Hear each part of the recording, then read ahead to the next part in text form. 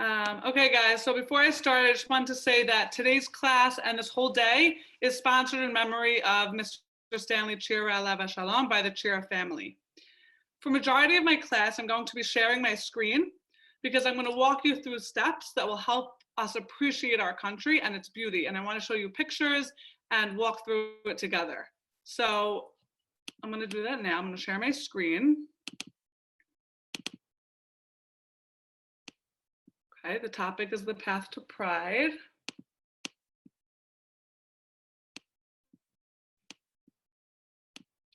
Okay. Hold on.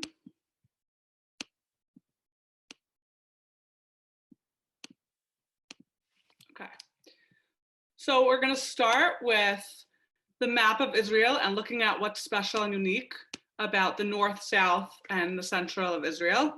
Then we're going to talk a little bit about our soldiers, their strength, their bravery.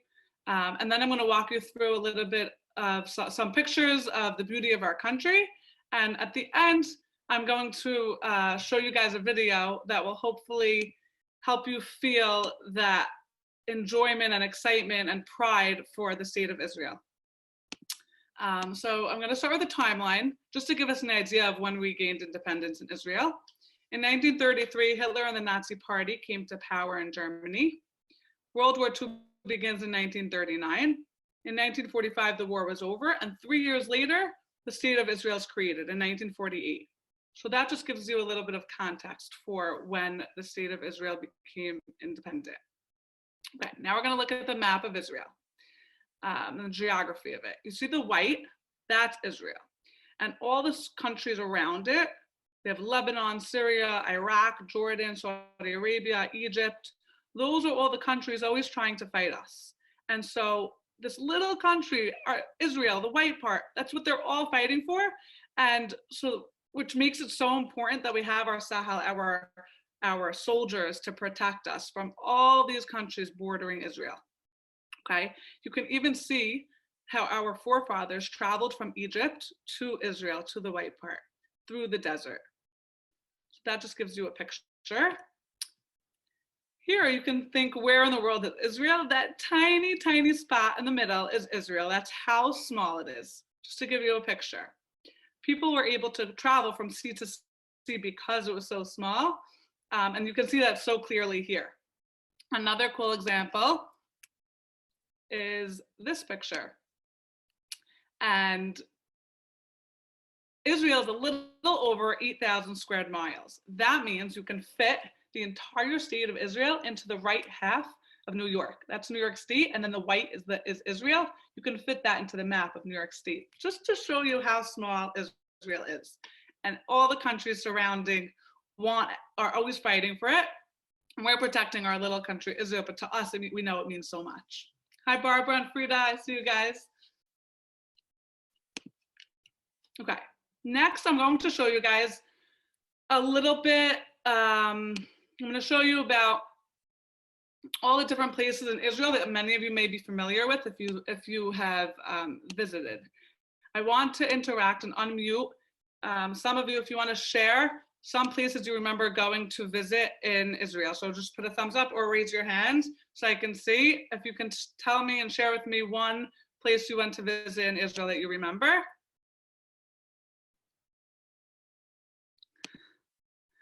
Joe and Joy.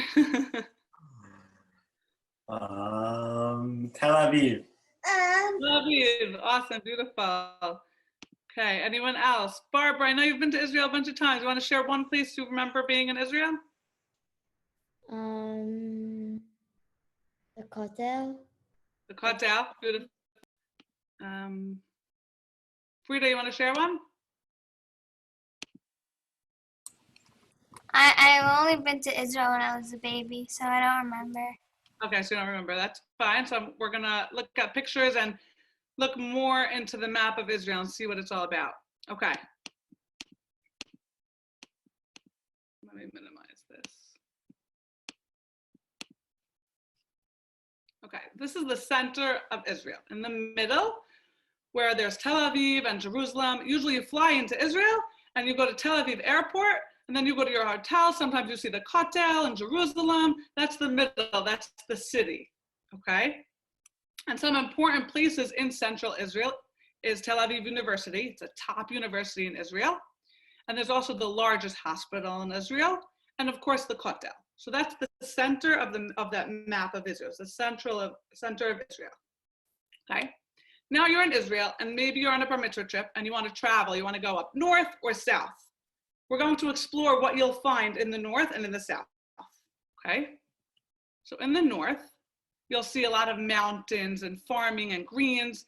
You'll see, if you recognize the name of Haifa and Safat and Tiberias. Now, some important places in the north are the Kinneret, which is Israel's primary source of water. And Mount Hermon is also in the north. And the snow from these mountains melts and fills the Kinneret to provide drinking water. So that's a very important piece of information to know, that that's in the north.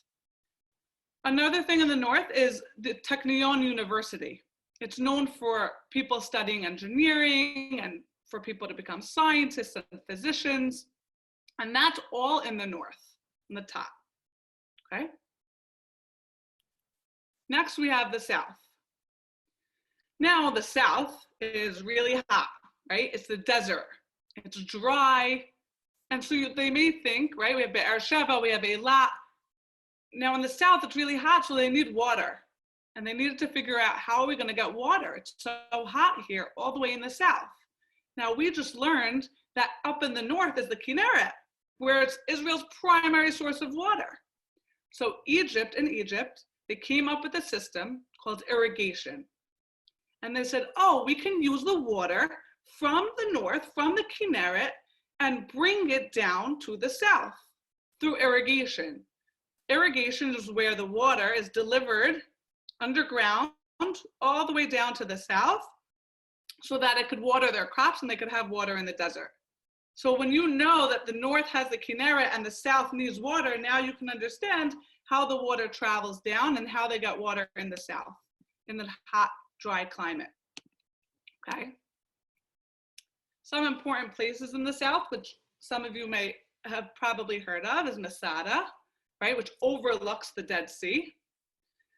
We have Eilat, which is a bunch of beaches, and it's really nice. And the Dead Sea, you could float, there's salt, because it's full of salt water. So those are important places that we have in the south. So that was really the map of Israel. We explored the north, the south, and central Israel. Now we're going to talk a little bit about our soldiers and their bravery and their strength. When you're a citizen of Israel, and you were born in Israel, or if you come and become a citizen of Israel, at 18, your job is to go into the army and serve in the army for 2 to 3 years. Now, if you think about 18, you're like right out of high school, so they're pretty young. So it's really, really brave of them to go into the army at that age and protect our country, right? Because that's their job. Their job is protecting Israel, its borders, and its people. Now, there are people that are not born in Israel, and they still believe so strongly in protecting our country and our home. And if they live in America, they live somewhere else other than Israel, they volunteer to be in the army, and they're called lone soldiers. There was a speaker earlier today, her name is Cynthia. She spoke about her experience. She's from our community, she's from America, and she went into the army because she felt strongly about protecting our country. And even if she didn't have to, she volunteered, she was courageous and brave. She went into the army and served our country. And so I think it's, so on Tuesdays, Yom HaZikaron, and that's the day we remember our soldiers. And we remember them in different ways. We can light candles for them. We can visit Mount Herzl in Israel, where the soldiers are buried. And on Tuesday, in Yom HaZikaron, the entire country stops for a moment and just is silent to remember all of our soldiers that have fallen and passed, and remembering the great work that they did for our country. The next part is just showing the beauty of Israel and its different parts. We looked at the Dead Sea before, and you can just think about how beautiful it is when you go visit. People also play Kadima or Ma'atka. That's a game that started in Israel. They created that game. We also have the Israeli Shuk, which is the Israeli marketplace. On Fridays before Shabbat, it's hustling and bustling. A bunch of people, they're so excited. They buy from different vendors. They'll buy nuts and fruit and food and desserts, and you can feel the energy and love for Israel and for Shabbat and for Judaism and for our home and our country. And I have never visited something like this. And it's really, really exciting to see. It's a huge, huge marketplace. And just thinking about these parts of Israel can give you that feeling of, wow, this is amazing. This is a place I've never been to, but I'd love to. It's called the Baha'i Garden in Haifa. It's in the north. And it's magnificent. We also have the Kotel, which is the Western Wall, which you guys know. And that's just another part of Israel's beauty. Okay, so we went through the map of Israel and we learned about the different parts. Then we thought about our soldiers and how brave and strong they are and how we remember those that have fallen. Then we looked at the beauty of different areas in Israel that we can appreciate. And lastly, I'm going to show you guys a video of an organization called Nefesh B'Nefesh. Okay, this is an organization that helps people make aliyah to Israel. When you make aliyah to Israel, you are deciding to move there and make it your permanent home. People have this dream for years. And in this video, you will see how warm people feel that they finally get to live that dream. And this organization, Nefesh B'Nefesh, helps them. And so what I want you guys to get out of watching this is that feeling of love for Israel that they have, and to recognize and appreciate this opportunity that people have and that people did. Okay, I'm going to stop my screen sharing and then I'll reshare it for the video.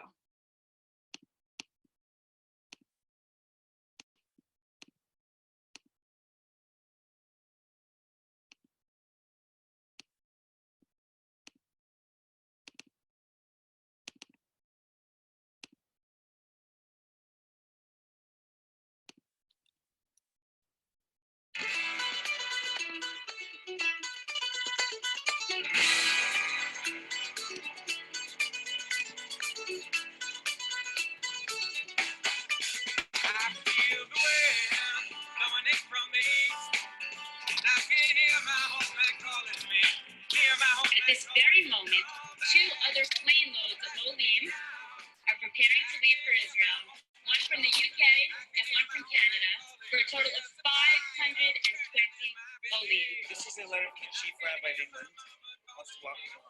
Israel is the place that Jews will always consider their home.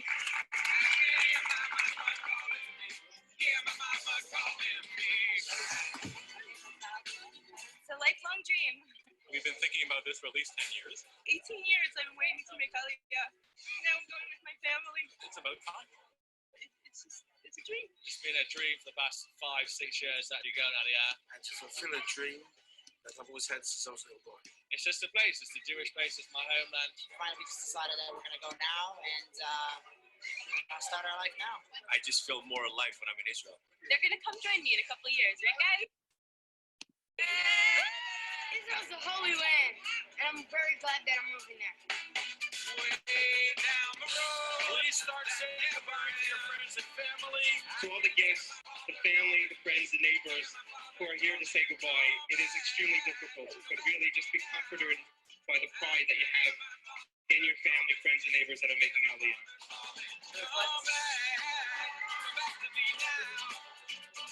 I'm making Aliyah because it's my homeland. Right, excited. I'm very excited taking all the Olim HaChadashim to Israel. I'm very excited for the Olim. יש יותר התרגשות מזה שאנשים בכל אופן בוחרים לעזוב מולדת שלהם. On behalf of the entire staff, I would like to wish you and Miss Alto this incredible journey.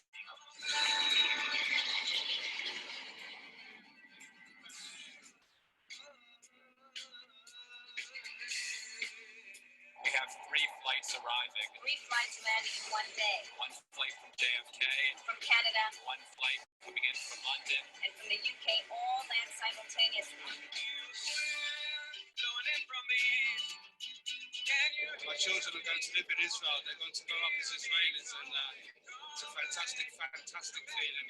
Members of the Nefesh Nefesh staff will be walking along the aisle to begin the processing of their aliyah. Come back to me now. I can hear my mama calling me. Hear my mama calling. Come back. This core connection or their core love of moving to Israel, this idealism of moving to Israel really breaks the differences between one Jew and the next. In a few minutes, we'll be passing out tax stickers. This should be worn by everyone and allow security and ground personnel to distinguish us from the crowd who are processing.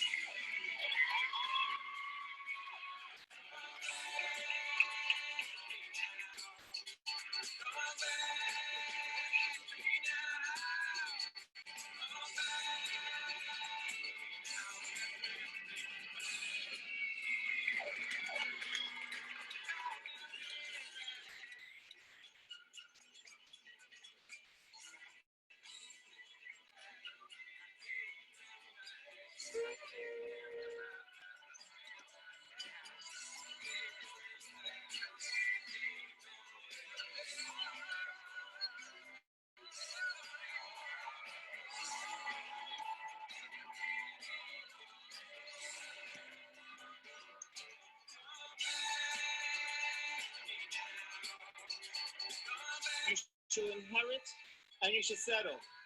The moment you step foot off that plane, you inherited a land of centuries of sacrifices, of tears, of dreams, and of yearning. You're not running away from something, you're running to something. You're running to the homeland, you're running to come home.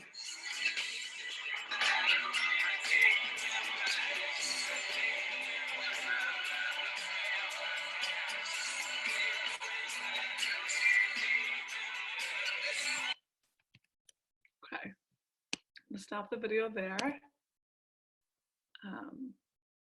Now I want to hear from the crowd.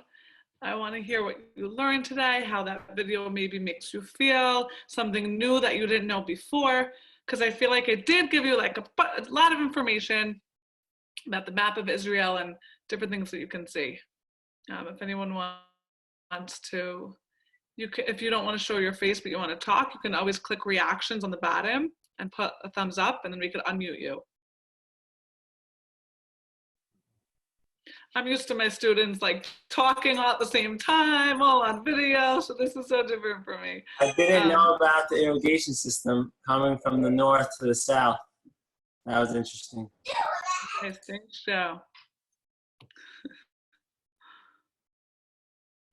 And you didn't tell me where Tel Aviv is. Huh? Where is Tel Aviv on the map?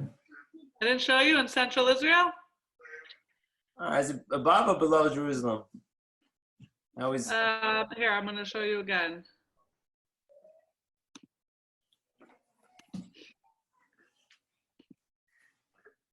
It's above. I'm going to show you. You can see the map. You see Tel Aviv with the blue arrow, and then Jerusalem is circled. Okay, thank you. Welcome. I always forget.